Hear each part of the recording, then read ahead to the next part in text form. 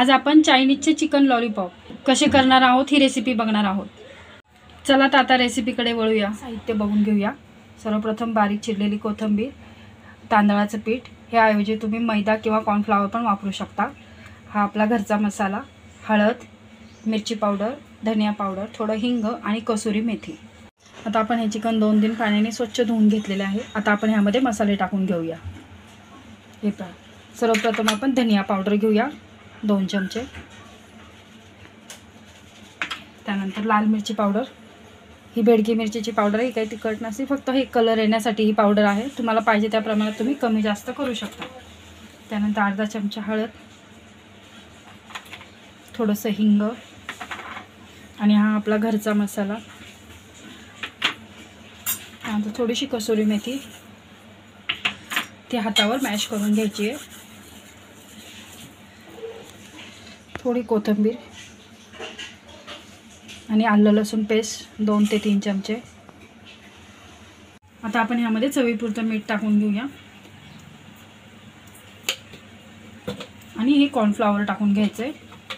Cornflower किंवा तांदळाचं पीठ नाही तर मैदा, तुमच्याकडे जे अवेलेबल असेल ते तुम्ही वापरू शकता। आता हे एक हाताने व्यवस्थित मिक्स करून घ्यायचं आहे। हे सगळे मसाले ह्याला व्यवस्थित लागले पाहिजे, असे मॅरिनेट करून ठेवायचे ह्याला। हे पहा तुम्ही किती व्यवस्थित हे मसाले सगळे आता ह्याला लागलेले आहेत। हे पहा, आता आपण असा अर्धा लिंबू ह्याच्यामध्ये पिळून घेऊया। लिंबू हा गरजेचाच आहे। आता हे मसाले आपण सगळे ह्याला लावून घेऊया। आता हे आपले सगळे मसाले असे ह्याला एक जीव झालेले आहेत करून, पूर्ण चिकनचे पीस सगळे ह्याला व्यवस्थित मसाले लागलेले आहेत। आता आपण हे कमीत कमी अर्धा ते पाऊण तास मॅरिनेट करून ठेवून द्यायचे।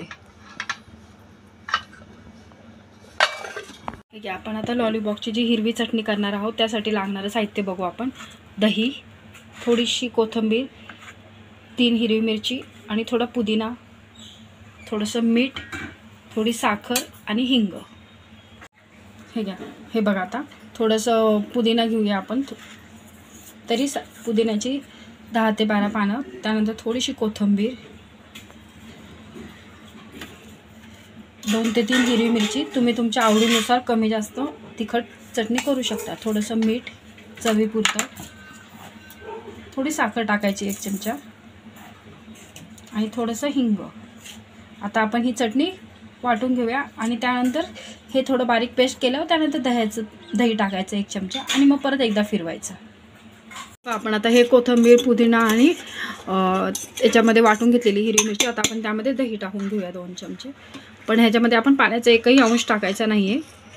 हे दह्यामध्येच ही चटणी करून घ्यायची आहे। हे पहा, अशा प्रकारे आता आपली ही हिरवी चटणी बनवून तयार आहे।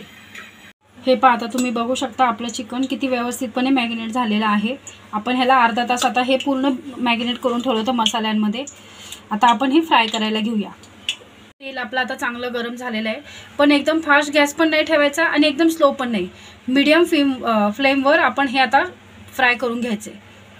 आता हे फ्राय करताना आहे ना 2 मिनटं जरा हे असंच धरायचं, लगेच तेलामध्ये सोडून नाही द्यायचं। खालचं जोपर्यंत तुम्हाला असं वाटत नाही की ते ब्राऊन झालेलं आहे, थोडा त्याला आलेला आहे कलर, तोपर्यंत ते सोडायचं नाही। 2 सेकंद तुम्ही असं धरून ठेवायचं, त्यानंतर मी तुम्हाला दाखवते। हे पहा, असे सोडून द्यायचं। अशा प्रकारे आपण आता हे करून घेऊया। हे बघू शकता तुम्ही, मी आता हे फ्राय करून घेते। हे बघा किती व्यवस्थित त्या तेलामध्ये थांबलेले आहेत।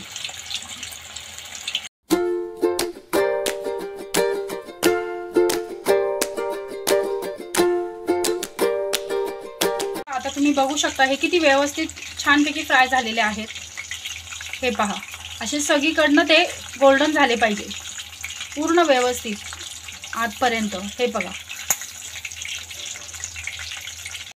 असे आपले हे चिकन लॉलीपॉप ग्रीन चटणी, शेजवान चटणी किंवा कांदा ह्याच्यासोबत खाण्यासाठी तयार आहे।